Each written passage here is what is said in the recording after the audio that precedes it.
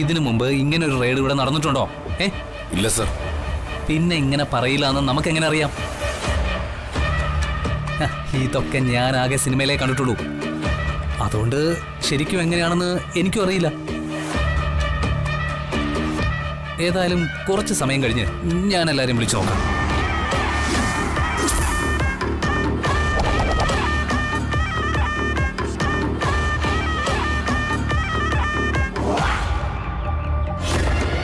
അമ്മേ, ഇപ്പോഴും വയ്യായ്ക തോന്നുന്നുണ്ടെങ്കിൽ നമുക്ക് ഹോസ്പിറ്റലിൽ പോകുന്ന നല്ലത്. സാരമില്ല മോനെ, നീ അടുത്തിരിക്കുമ്പോൾ എനിക്ക് നല്ല ആശ്വാസം തോന്നുന്നുണ്ട്. ഇനി വെറുതെ ആശുപത്രിയിലൊന്നും പോവണ്ട. മിക്കവാറും പ്രഷറിന്റെയോ ഷുഗറിന്റെയോ വേരിയേഷനും കുറവായിരിക്കും. അതിപ്പോ ശരിയാവും.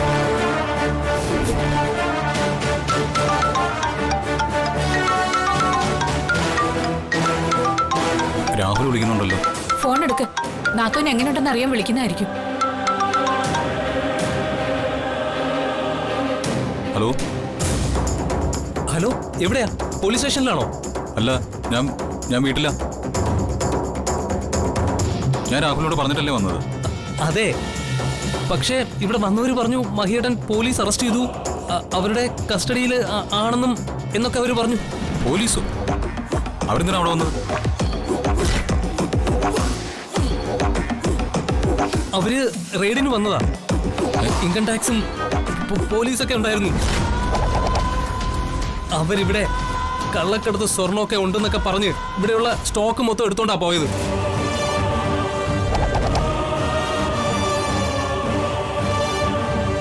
എന്താ നീ പറയുന്നത്? കടയിലെ സ്റ്റോക്കെല്ലാം കൊണ്ടുപോയെന്നോ?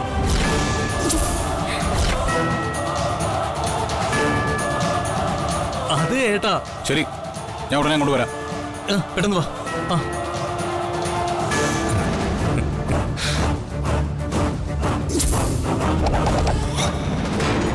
എന്താ മോനെ, എന്തു പറ്റി?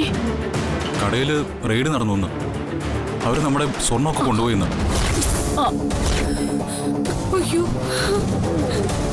അതെന്താ അങ്ങനെ? ആ സമയത്ത് എന്താ ആരും മഹേട്ടനെ വിളിക്കാതിരുന്നേ? ഞാൻ എന്തായാലും പോയി നോക്കട്ടെ.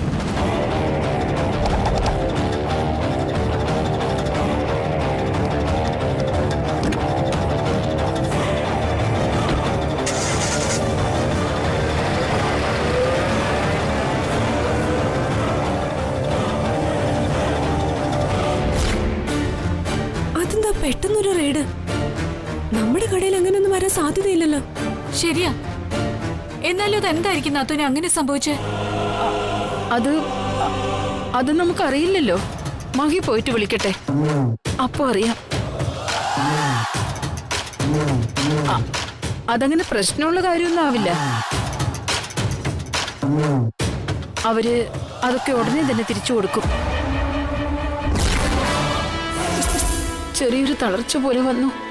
ദേ, നിന്നെ കണ്ടപ്പോ എന്റെ അസുഖം പകുതി കുറയുകയും ചെയ്തു.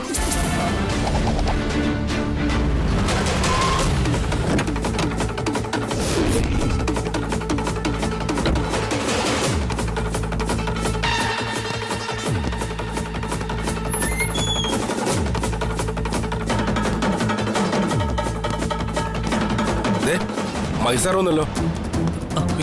എന്താ ഏട്ടാ? മൈസാറിനെ അവർ വിട്ടോ?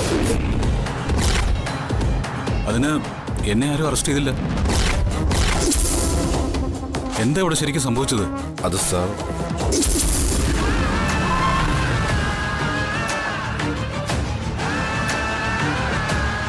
മകൻ ഞങ്ങളുടെ കസ്റ്റഡിയിലാണ്. നിങ്ങളിപ്പോൾ ആരെയും ഫോൺ ചെയ്യണ്ട. എല്ലാവരുടെ ഫോൺ വാങ്ങ.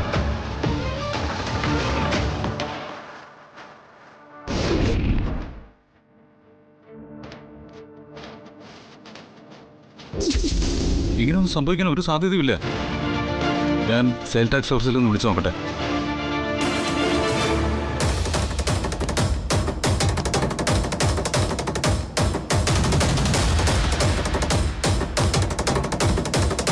ഹലോ, സെയിൽ ടാക്സ് ഓഫീസല്ലേ? സർ, ഞാൻ മഹിയാണ്. ഇന്ന് റെയ്ഡ് നടന്ന ജ്വല്ലറിയുടെ ഓണർ.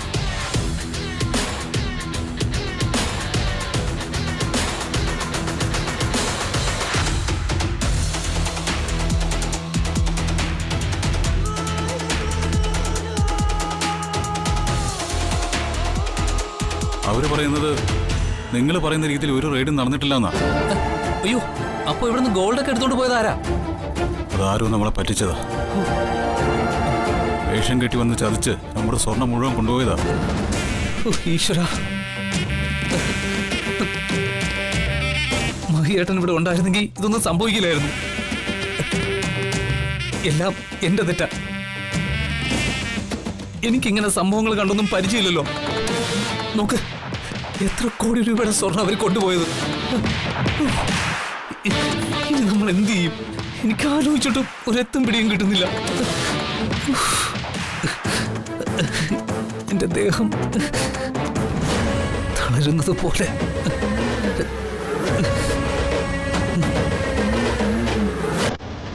രാഹുൽ, നീ ടെൻഷനാവാതെ, നമുക്ക് എന്തെങ്കിലും വഴി ഉണ്ടാക്കാം. ആരാ ഇതിൻ്റെ പിന്നിലെന്ന് നമുക്ക് കണ്ടെത്താം.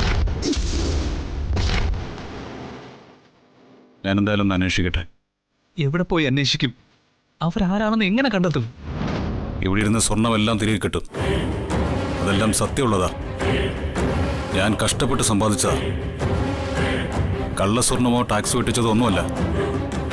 അതുകൊണ്ട് ആ സ്വർണം തിരിച്ചു കിട്ടും രാഹുൽ.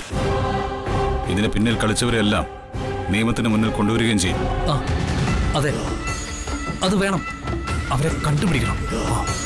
ഞാനെന്തായാലും ഒന്ന് അന്വേഷിച്ചിട്ട് വരാം.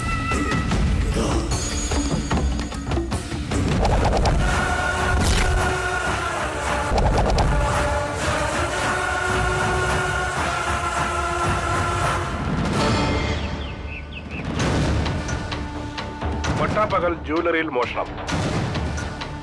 റെയ്ഡിനെന്ന വ്യാജേന ഉദ്യോഗസ്ഥരുടെയും പോലീസുകാരുടെയും വേഷത്തിലെത്തിയവരാണ് മോഷണം നടത്തിയത്. CCTV ദൃശ്യങ്ങൾ കേന്ദ്രീകരിച്ച് പോലീസ് അന്വേഷണം ആരംഭിച്ചു.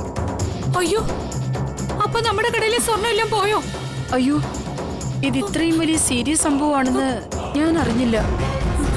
ശ്ശോ, മഹേട്ടന്റെ ആ പോക്ക് കണ്ടപ്പോഴേ എനിക്കൊരു ഡൗട്ട് തോന്നിയിരുന്നു. എന്താ ശരിക്കും സംഭവിച്ചെന്ന് ഞാൻ മഹേട്ടനെ വിളിച്ച് ചോദിക്കാം.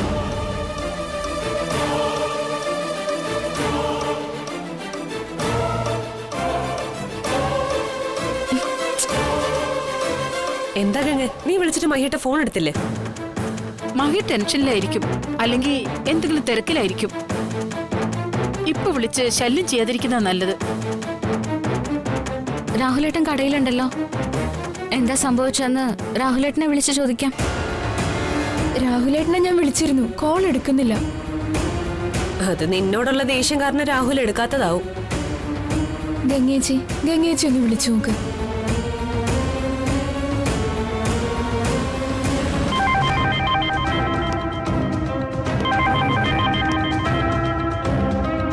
ഹലോ. ഹലോ രാഹുലേട്ടാ, അവിടെ എന്താ സംഭവിച്ചേ? മഹേട്ടൻ എവിടെ? ഞാൻ വിളിച്ചിട്ട് ഫോൺ എടുക്കുന്നില്ലല്ലോ. മഹിയേട്ടൻ പുറത്തേക്ക് പോയിരിക്കുക.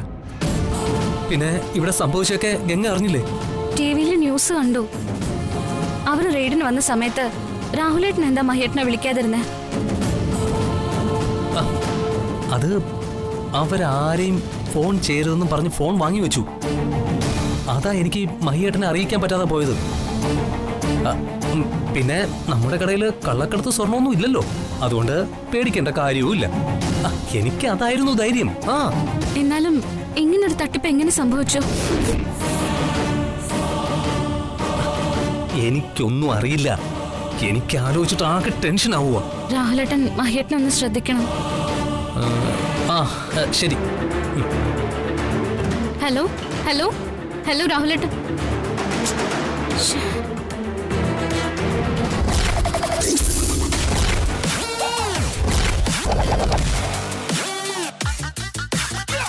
ഈ സംഭവം വിശ്വസിക്കാൻ പറ്റുന്നില്ലല്ലോ ഗംഗെ.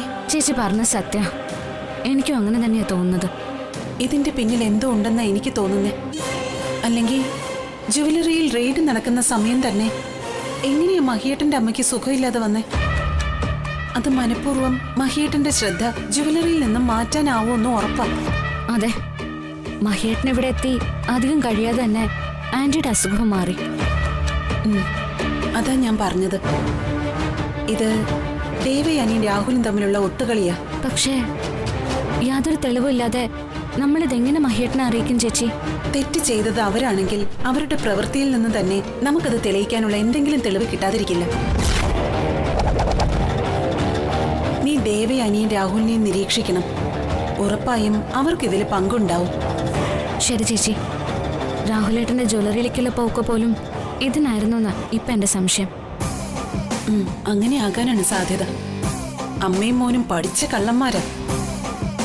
മഹിയേട്ടന്റെ സ്നേഹവും വിശ്വാസവും കൈക്കലാക്കി ചതിക്കുക അവരുടെ ലക്ഷ്യം. അതിനനുവദിച്ചൂടാ.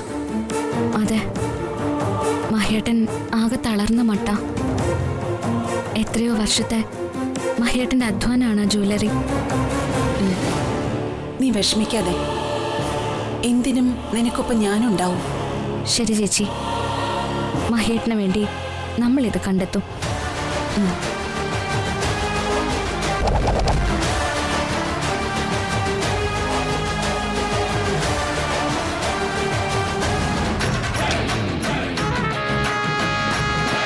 പെട്ടെന്ന് തന്നെ എല്ലാം മാറ്റിക്കോ. ഒറിജിനൽ പോലീസ് കണ്ടാൽ നമ്മളെല്ലാം അകത്താവും.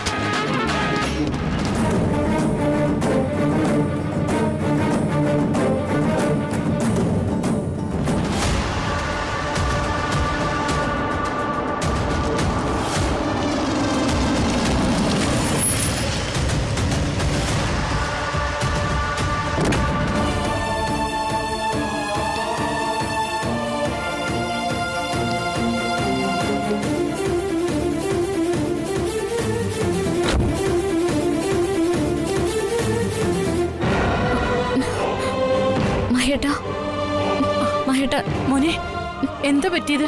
കടയില് ആരാ വന്ന് എല്ലാം കൊണ്ടുപോയത്? അറിയില്ലമ്മേ, ആരോ പ്ലാൻ ചെയ്ത് നമ്മളെ ചതിച്ചതാ. എന്നാലും എന്ത് ദുഷ്ടനാ അതൊക്കെ ചെയ്തത്? എത്ര കോടി രൂപയുടെ മുതലാ, എത്ര നാളത്തെ അധ്വാനമാ. ഇനി നമ്മൾ എന്ത് ചെയ്യും മോനെ? നീ പോലീസിൽ പരാതി കൊടുത്തോ? അറിയിച്ചിട്ടുണ്ട്. അവര് അന്വേഷണം ആരംഭിച്ചു. സംഭവം കേട്ട് ഞങ്ങളൊക്കെ ഞെട്ടിപ്പോയി. എന്നാലും വല്ലാത്തൊരു സംഭവമായിപ്പോയി. രാഹുലേട്ടൻ അവിടെ ഉണ്ടായിരുന്നല്ല മഹിയേട്ടാ? ഉണ്ടായിരുന്നു. രാഹുലേട്ടൻ ആ സമയത്ത് എന്താ വിളിക്കാതിരുന്നത്? രാഹുലിന്റെ ഇന്ന് അവർ ഫോൺ വാങ്ങി വെച്ചിരിക്കുകയായിരുന്നു. രാഹുലിന് അതൊന്നും കള്ളത്തരമാണെന്ന് മനസ്സിലായിട്ടുണ്ടാവില്ല. അത്രയ്ക്കുള്ള എക്സ്പീരിയൻസ് അല്ലേ ഉള്ളൂ. മഹി എവിടെ ഉണ്ടായിരുന്നെങ്കിൽ ഒരു കുഴപ്പം ഉണ്ടാവില്ലായിരുന്നു. ആ, ഇനിയിപ്പോ അതെല്ലാം പറഞ്ഞിട്ട് എന്താ കാര്യം? മുതലെല്ലാം കള്ളന്മാര് കൊണ്ടുപോയില്ലേ? മോൻ വിഷമിക്കണ്ട. ആ കള്ളന്മാരെ ഉറപ്പായിട്ടും പിടികിട്ടും. പോലീസ് അവരെ പിടിക്കും. നമ്മുടെ സ്വർണം തിരിച്ചു കിട്ടും, അതുറപ്പാ. നീ വാ മോനെ.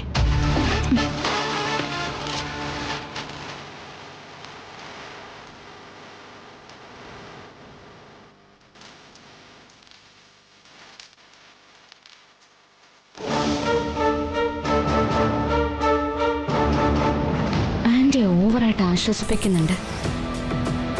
മഹേട്ടൻ കടയിലില്ലാതിരുന്ന സമയത്ത് കവർച്ച നടന്നിരിക്കുന്നത്. രാഹുലേട്ടൻ ആ സമയത്ത് വിളിച്ചിട്ടുമില്ല.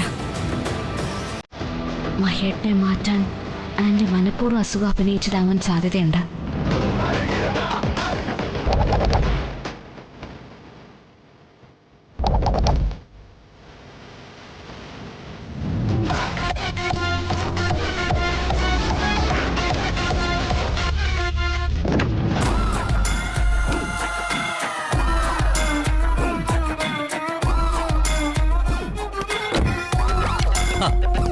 നിങ്ങളെല്ലാവരും നന്നായിട്ട് അഭിനയിച്ചു. ആർക്കും ഒരു സംശയത്തിനും ഇട നൽകാതെ കാര്യങ്ങൾ ചെയ്തു. Thank you sir. എന്നാലും സൂക്ഷിക്കണം. CCTV ക്യാമറ അടക്കം പരിശോധിച്ച് അന്വേഷണം ഉണ്ടാവും. ആരും പിടിക്കപ്പെടാതിരിക്കാൻ ശ്രദ്ധിക്കണം. ശരി സാർ. ഭദ്ര, ഗോൾഡെല്ലാം ഭദ്രമല്ലേ? അതെ സാർ. അതെല്ലാം എൻ്റെ വണ്ടിയിലേക്ക് മാറ്റിയേക്കും.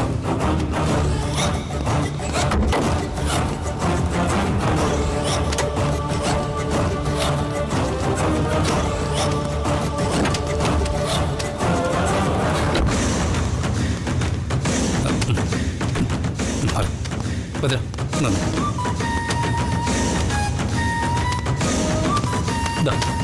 പറഞ്ഞ തുകയേക്കാൾ കൂടുതലുണ്ട്. Thank you sir. എല്ലാവർക്കുമായിട്ട് കൊടുക്കണം. പിന്നെ ഗോൾഡ് വിൽക്കാനുള്ള ഏർപ്പാട് ചെയ്തിട്ട് ഞാൻ ഭദ്രനെ കോൺടാക്ട് ചെയ്തോളാം. ശരി സാർ. എങ്കിൽ ഞാൻ ചെല്ലട്ടെ. ഈ സമയത്ത് അധിക സമയം ഞാൻ മാറി ഇന്ന് മഹിക്ക് അത് സംശയം. ഞാൻ വിളിച്ചോളാം. ഓക്കെ.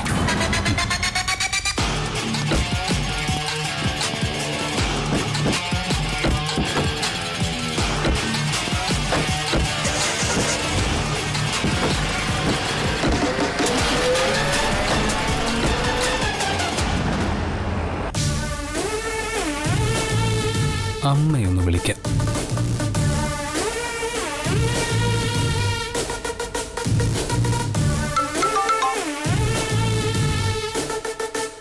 ഹലോ. ഹലോ അമ്മേ. സ്വർണ്ണ എല്ലാം എൻ്റെ കൈ കിട്ടി. ആണോ? ഓക്കെ. ഇനിയും അതെന്ത് ചെയ്യാനാ നിന്റെ പ്ലാൻ? സുരക്ഷിതമായിട്ട് എവിടെയെങ്കിലും ഇതൊന്ന് ഒളിപ്പിക്കണം.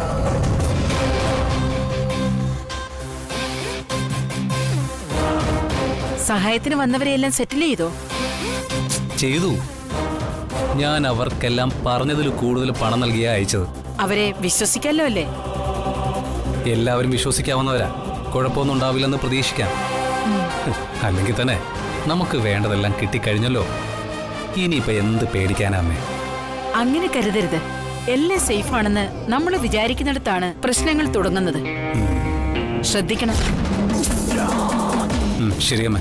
അതെല്ലാം പണമാക്കി മാറ്റും വരെ സുരക്ഷിതമായി എവിടെയെങ്കിലും സൂക്ഷിക്കണം.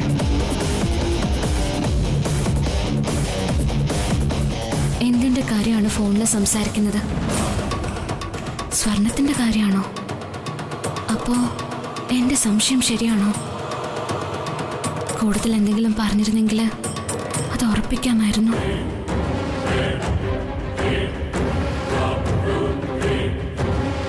എങ്കിൽ ശരി. ശരിയമ്മേ, ഞാൻ വിളിച്ചോളാം. ഓക്കെ.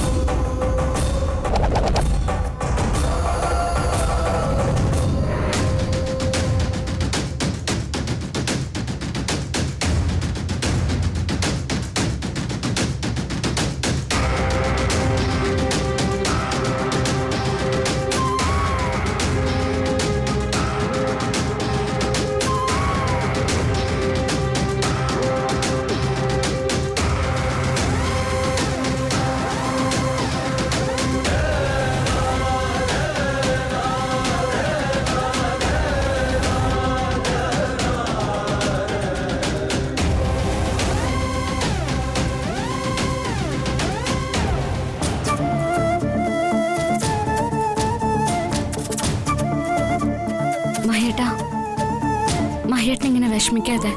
ഇങ്ങനെ ടെൻഷൻ അടിച്ചതുകൊണ്ട് കാര്യമൊന്നുമില്ലല്ലോ. പിന്നെ ഞാൻ എന്താ വേണ്ടത്? ഒന്നും രണ്ടുമല്ല, കോടികളുടെ സ്വർണ്ണമാണ് നഷ്ടപ്പെട്ടിരിക്കുന്നത്. അതെ, പക്ഷേ അതിന്റെ പേരിൽ മഹേട്ടൻ ഇങ്ങനെ വേദനിച്ചാ എന്തെങ്കിലും അസുഖം വരില്ലേ? എനിക്ക് മറ്റെന്തിനേക്കാളും വലുത് മഹേട്ടനാ. ആലോചിച്ചിട്ട് ഒരു എത്തും പിടിയും കിട്ടുന്നില്ല. ഞാനൊരു കാര്യം ചോദിച്ചാ മഹേട്ടനൊന്നും തോന്നരുത്. എന്താ കാര്യം? അല്ല മഹേട്ടാ, ഇത്രയും വലിയൊരു കാര്യം അവിടെ നടന്നിട്ട് രാഹുലേട്ടൻ എന്താ ആ സമയത്ത് മഹേട്ടനെ വിളിക്കാതിരുന്നത്? നീ എന്താ പറഞ്ഞു വരുന്നത്? രാഹുലേട്ടൻ മഹേട്ടന്റെ സഹോദരനൊക്കെ തന്നെയാ. പക്ഷേ ഇപ്പൊ നടന്നിരിക്കുന്നത് കോടികളുടെ സ്വർണത്തിന്റെ കാര്യ. ആരെയും കണ്ണടച്ച് വിശ്വസിക്കരുത്. രാഹുലിനെ ചതിച്ചു എന്നാണ് നീ പറയുന്നത്? അങ്ങനെ തീർത്ത് പറയുന്നില്ല, പക്ഷേ എന്റെ മനസ്സിൽ ചില സംശയങ്ങളുണ്ട്. രാഹുലേട്ടൻ മഹേട്ടനെ വിളിക്കാത്തതും ആ സമയത്ത് തന്നെ അമ്മയ്ക്ക് അസുഖം വന്നതും എല്ലാം കൂടി ആലോചിക്കുമ്പോ എന്തോ ഒരു പന്തികേട് തോന്നുക. സൂക്ഷിച്ച് സംസാരിക്കണം. നീ ഇപ്പൊ പ്രതികൂട്ടി നിർത്തിയിരിക്കുന്നത് എന്റെ അമ്മയും സഹോദരനെയാ. അവരെ ഞാൻ കാണാൻ തുടങ്ങിയിട്ട് വർഷങ്ങളായി. അത് മറക്കരുത്. മഹേട്ടാ, ഞാൻ എന്റെ ഒരു സംശയം പറഞ്ഞതാ. ഇതാണോ സംശയം? നിന്റെ അച്ഛനും അമ്മയും നിന്നെ ചതിക്കുന്നു നീ വിശ്വസിക്കുവോ? ഇല്ലല്ലോ. മഹേട്ടാ, അങ്ങനെയല്ല. എന്റെ മനസ്സിലൊരു സംശയം ഞാൻ പറഞ്ഞതാ. ഇത്തരം സംശയങ്ങൾ മനസ്സിൽ തന്നെ വെച്ചാ മതി, പുറത്തേക്ക് എടുക്കണ്ട. ഒന്നാമത് മനുഷ്യൻ തീ തിന്ന് കഴിയുക.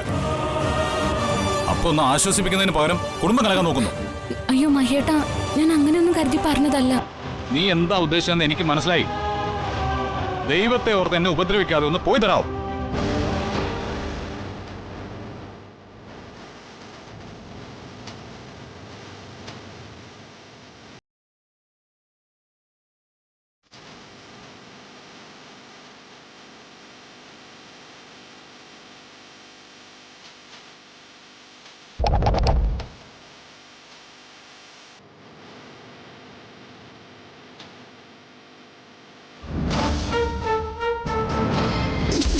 രാഹുൽ പണ്ട് സ്വർണ്ണ കള്ളക്കടത്തിൽ പങ്കാളിയായിരുന്നു.